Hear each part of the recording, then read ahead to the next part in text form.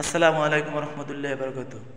মাওলানা আপনার পরিচয়? ওয়ালাইকুম আসসালাম, ডক্টর মৌলানা আবুল কালাম জিহাদি। জি জিহাদি। ওনার বরিশাল কোন জায়গা জানি আপনার চেম্বার? আমার চেম্বার বাংলা বাজার আলেকান্দা খালেদাবাদ কলোনি। আর ষাট পেকিয়া কিনা? দুটো চেম্বার, আরেকটা আছে ঝালকাঠি সদর ষাটপেকিয়া বাস স্ট্যান্ড। আচ্ছা, আপনি জামাতের বরিশালে আলেকান্দায় কোন পোস্টে আমি আছেন? আলেকান্দা বাংলা বাজার খালেদাবাদ কলোনি ইউনিটের সভাপতি। সভাপতি।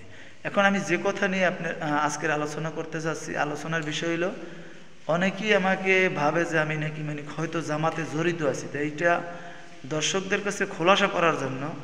তবে আমার কথা সম্পূর্ণ না শুনে কেউ কমেন্ট করবেন না। সম্পূর্ণ কথাটা যদি না বোঝেন, 2-3 মিনিটের কথা, এটা সবারই উপকারে আসবে। বর্তমানে এখন ইসলামিক দল হিসেবে জামাতের জোয়ার চলতেছে। তা 2-3 মিনিট মনোযোগ দিয়ে শুনে নিজের মাথায় কথাগুলো ঢুকিয়ে তারপর ব্যাখ্যা বিশ্লেষণ করে কমেন্ট করবেন। মূল কথা হইল যে হযরত কায়েস সাহেব হুজুর রহমতুল্লাহ আলাই জীবিত অবস্থায় 2001 থেকে 3 আমি ওই মাদ্রাসায় পড়াশোনা করেছি। তা কায়েস সাহেব হুজুরের কাছ থেকে আমি ওখান থেকে প্রথম একটা শিক্ষা পাইছি, তার দোজাহানের সম্বল বইতে 33 আয়াত, ওই আমলটা ওই থেকেই আমি করে আসছি এবং হয়তো 2-1 দিন বাদ গেছে। তো ওই আমলটা করে অনেক উপকার পাইছি। আর একটা বিষয় তার কাছ থেকে শিক্ষা পাইছি, কালো জিরা আর আমলকি। সহিহ হাদিসে আছে কালো জিরা মৃত্যু ব্যতীত সব রোগের ঔষধ। আমি খাওয়ার কারণে আমার বয়স ডিসেম্বরে 36 হবে। আমি গ্যারান্টি দিয়ে বলতে পারি এইটুকু বয়সে এখন পর্যন্ত আমার তেমন কোনো রোগ নাই বললেই চলে। রোগ নাই। ঘুম কম হইলে একটু মাথা ব্যথা করে। আর আমলকি 130 কিলোক্যালোরি ভিটামিন সি। দ্বিতীয় নম্বরে লেবু, আমরা পেয়ারা, এতে হইলে 80 কিলোক্যালোরি ভিটামিন সি। তা হযরত কায়েস সাহেব হুজুর রহমতুল্লাহ আলাই কখনো জীবনে আপেল খাইতো না, সে পেয়ারা খাইতো, পেয়ারার উপর গুরুত্ব দিত। এই জন্য পেয়ারা আমাদের দেশীয় ফল। এই ফলটা বিদেশ থেকে টাকা দিয়ে আনতে হয় না, বিদেশিরা লাভবান হয় না, আমার দেশি চাষি ভাই লাভবান হয়। 1 কেজি পেয়ারা 10 টাকা, 15 টাকা, 20 টাকা। 1 কেজি আপেল এখন 200 টাকার উপরে মনে হয়, 230 টাকার মতো, 200-300 টাকা। তাহলে আপনার আপেলে যদি ভিটামিন আপনার পেয়ারার চাইতে 5 গুণ কম হয়, সেই আপেল কি আমাদের জন্য খাওয়া উচিত? না। সব দিক বিবেচনা করে কায়েস সাহেব হুজুর রহমতুল্লাহ আলাই কখনো খাইতে না। আরও তার অনেক কারামাত আছে। সে যে একজন যুগশ্রেষ্ঠ আলেম, এ কথায় কোনো সন্দিহান নাই। আর কায়েস সাহেব হুজুর যে একজন জামানার মুজাদ্দিদ ছিল, তাও কেহ অস্বীকার করবে না, করছে না এবং করবে না।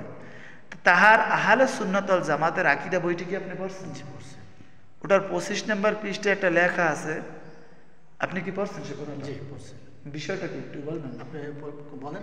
আচ্ছা, আমি বিষয়টা হইল যে কায়েস সাহেব হুজুর রহমতুল্লাহ আলাই তার বইতে লিখিয়েছে যে জামাতে ইসলামের আকীদায় যারা বিশ্বাসী, মৌদুদির আকীদায়, তাদের পিছনে নামাজও পড়া যাবে না। আমার এই কথা শুনে হয়তো অনেকে রাগান্বিত হবেন।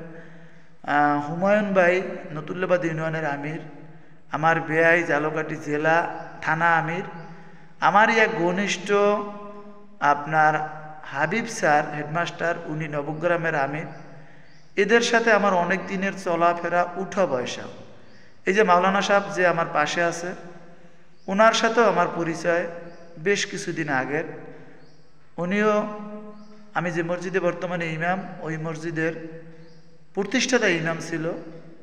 যাই হোক, ওখানে কায়েস সাহেব হুজুর এই কথাটা বলার পর তারপর 25 জন বড় বড় আলেমের মতামত দিছে, সারসিনা, চরমনাই সহ, যে কথা যুক্তি আছে। কিন্তু আমি নিজ জ্ঞানে আমি অনেকটা এখন গবেষণা করি ইসলাম নিয়ে, কোরআন হাদিস নিয়ে। যেটু জানতে পারলাম, এই যে 3 জন আমিরের নাম বললাম, একজন থানা আমির, 2 জন ইউনিয়ন আমির মানে ইউনিয়নের প্রধান, তাদের ভিতরে মওদুদি আকীদা তেমন একটা নাই বললেই চলে।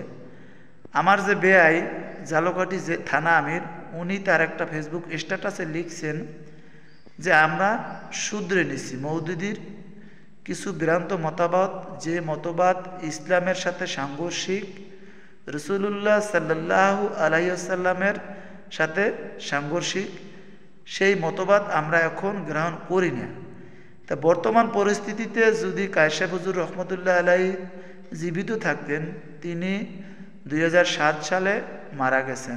আজকের প্রায় 17 বছর, 17 বছর হয়েছে।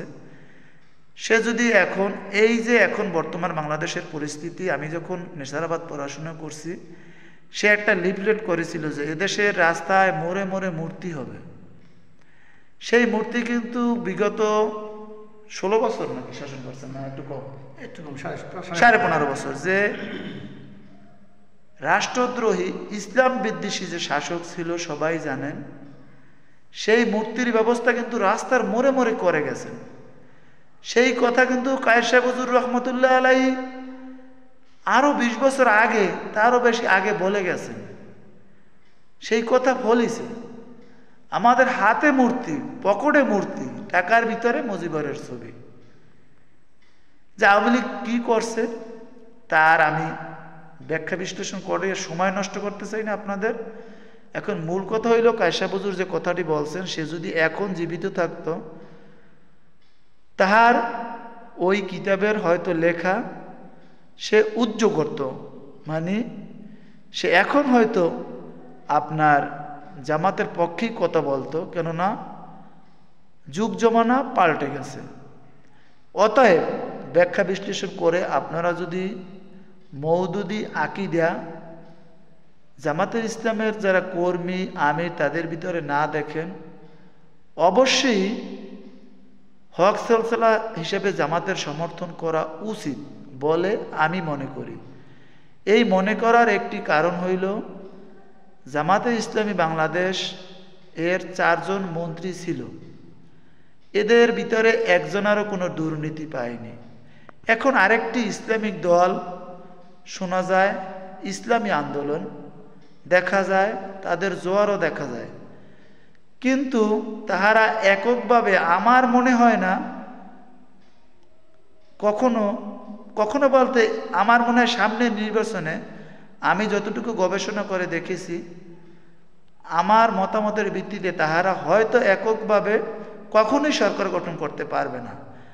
আমার একটি ধারণা মতে যদি জামাতে ইসলামী এবং ইসলামী আন্দোলন এক হয়, নির্বাচন করে, তাহলে ছোট ছোট ইসলামী দলগুলো অবশ্যই তাদের ছায়াতলে আসবে এবং ইনশাআল্লাহ এই বাংলার জমিনে অবশ্যই ইসলামী শাসন ব্যবস্থা কায়েম হবে। আর যদি এক না হয়, মুসলমান যদি দলাদলের ভিতরে থেকে যায়,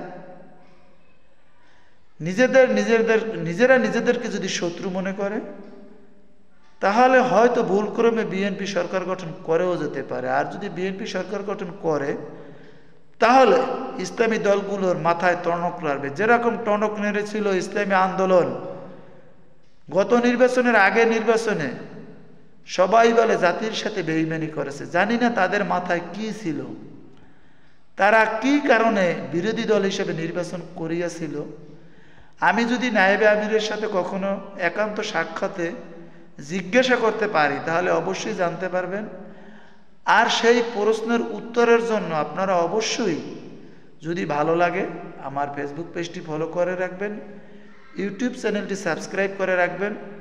ইনশাআল্লাহ জাতির উদ্দেশ্যে সেই প্রশ্নের সঠিক উত্তর নায়েবে আমিরের মুখ থেকে জেনে আপনাদেরকে জানাবো। কিন্তু তারা যে কাজটি করছে, ওই কাজটি না করলে হয়তো আওয়ামী লীগ এই বাংলার মুসলমানের উপর জুলুম করতে পারতো না আরো 5.5 বছর, 5 বছর 8 মাস। সেই জুলুমটা যে কারণেই হোক, তারা হয়তো চিন্তা ভাবনা করছিল আমাদের অনেক মুরিদ আছে, আমাদের মাহফিলে অনেক সমাগম হয়, হয়তো সবাই ভোট দেবে। কিন্তু যে আওয়ামী লীগ, যে ফেসিবাদী আওয়ামী লীগ যে কাজটা করেছে, ভোট দেওয়ার কাহাকেও সুযোগ করে দেয়নি। অতএব ভাইরা, আপনারা আপনার ভোট একটি আমানত, এই আমানতটি জেনে বুঝে দিবেন। আপনি আপনার ভোটটি কোনো নারীকে দিতে পারবেন না, নারী নেতৃত্ব হইল হারাম। আর আপনার ভোটটি আপনি এমন জায়গায় দিবেন, সাধারণ জনগণ হিসেবে আমি বলি, যে জায়গায় দিলে আপনি একটা ইসলামিক দলে দিবেন, আপনার ভোটে যে মনোনীত হবে উনি যেন দুর্নীতি না করে। আর বড় বড় দলীয় নেতাদের উদ্দেশ্যে বলি, ইসলামিক দলগুলো যাহাতে এক হতে পারে সেই জন্য সবাই চেষ্টা করবেন, তাহলেই বাংলার জমিনে কালেমার পতাকা উঠবে ইনশাআল্লাহ। অবশ্যই বুঝতে পারছেন আমি যে আলোচনাগুলো আমার পাশে যে আছে ডক্টর মাওলানা আবুল কালাম আজাদ, সে এখন এই কথার পরিপ্রেক্ষিতে অল্প সময় কিছু কথা বলবে। শুকরান, জাযাকাল্লাহু খায়র। আসলে ইসলাম, আল্লাহ রাব্বুল আলামিন বলছেন যে আইয়ুহাল্লাযীনা আমানু দুখুলু ফিস-সিলমি কাফা ওয়া লা তাত্তাবিউ খুতুওয়াতিশ শাইতান ইন্নাহু লাকুম আদুউউম মুবিন। ইসলাম হচ্ছে ব্যক্তি জীবন, পারিবারিক জীবন এবং সামাজিক জীবন, রাষ্ট্রীয় জীবনে কায়েম করতে পারলে তাহলে মানুষের দুনিয়ার শান্তি, আখিরাতের জাহান্নামের আগুন থেকে মুক্তি পাওয়া যাবে। সুতরাং আমার জীবনটা, সার্বজনীন জীবনটার মধ্যে কোনোটাই বাদ না। আমি যেমন চাকরি করব, যখন সংসার করব, সংসারে যেভাবে ইসলামের মূলনীতির ভিত্তিতে করতে হবে, সংসার কীভাবে পরিচালনা করব, মসজিদে যেভাবে নামাজ পড়ি, যে নিয়ম পদ্ধতিতে আমার সংসার, বিবাহ, শাদী, চাকরি বাকরি যা কিছু করবো সবই কোরআন সুন্নাহ মোতাবেক করবো। আমরা আশা করি কোরআন সুন্নাহ মোতাবেক করতে পারি, তাহলেই আমরা দুনিয়াতে শান্তি পাবে, আখিরাতে জাহান্নামের আগুন থেকে মুক্তি পাওয়া যাবে। আমি বেশি কিছু আলোচনা করতে চাই না, আমি এতটুকু বলতে চাই, আসুন সকলে আমরা আল্লাহর রাস, আল্লাহর দিন, আল্লাহর জমিনে কায়েম হন, বিশ্ব বাংলাদেশে কায়েম হন। সকলে আপনারা এই জন্য সহযোগিতা করবেন। আপনারা সহযোগের নেতৃত্বের মাধ্যমে এই দেশ যেন শাসন পরিচালিত হয়, যে যেন আল্লাহ রাব্বুল আলামিন আমাদের সেই ছাত্র বৈষম্য আন্দোলন, যেভাবে মানুষদের হত্যা করা হয়েছে, যেভাবে জামাত ইসলামী লোকদেরকে হত্যা করা হয়েছে, তাদের জন্য আমরা দোয়া করি, তারা যাতে আল্লাহ রাব্বুল আলামিন শহীদের মৃত্যু দান করেন। এবং যারা এই চেষ্টা করতেছে সকলে যেন বাংলার জমিনে যে ইসলামী রাষ্ট্র কায়েম হয়, এই আশাবাদ ব্যক্ত করি। আমি আমার কথা শেষ করছি। আসসালামু আলাইকুম ওয়া রাহমাতুল্লাহি ওয়া বারাকাতুহু। আমার আরেকটি কথা মনে পড়ছে, আমি ইসলামিক প্রায় প্রোগ্রামে যাই, আমার কাছে মুসলিম বলে কোনো দলাদলি এইটাই আমি বিশ্বাস করি না। যেমন জামাত বলেন, সারসিনা বলেন, নেসারাবাদ বলেন, চরমোনাই বলেন, সব প্রোগ্রামে আমি যাই। একটি কথা মনে পড়ছে, নায়েবে আমির সাহেব একটি কথা বলছিল যে তার একটি প্রোগ্রামে আমি ছিলাম, যে আপনি দৈনিক যদি 2 রাকাত হাজত নামাজ পড়েন, যে হে আল্লাহ, এই জমিন থেকে জাহিলি শাসন ব্যবস্থা, স্বৈরচারী শাসন ব্যবস্থা তুমি উঠাইয়া নাও, এই আমলটা আমি প্রায় 1 বছরের মতো করছিলাম। এরকম অনেকেই তার কথাটা শুনে করছে, হয়তো 2-1 দিন ভুলবশত বাদ গেছে। এই আমলটা করার কারণে, অনেকে করার কারণে আপনার স্বৈরচারের পতন হয়েছে। আরও অনেক ত্যাগ তিতিক্ষে, অনেক রক্তের বিনিময়ে আমরা আবার স্বাধীন হয়েছি। তাহলে সবার ভিতরেই অনেক ভালো ভালো কথা আছে, সব দল থেকে ভালো ভালো কথাগুলো নিয়ে নিজেকে গঠন করুন এবং অপরকেও ইসলামের ছায়াতলে ডাকুন। আসসালামু আলাইকুম ওয়া রাহমাতুল্লাহি ওয়া বারাকাতুহু।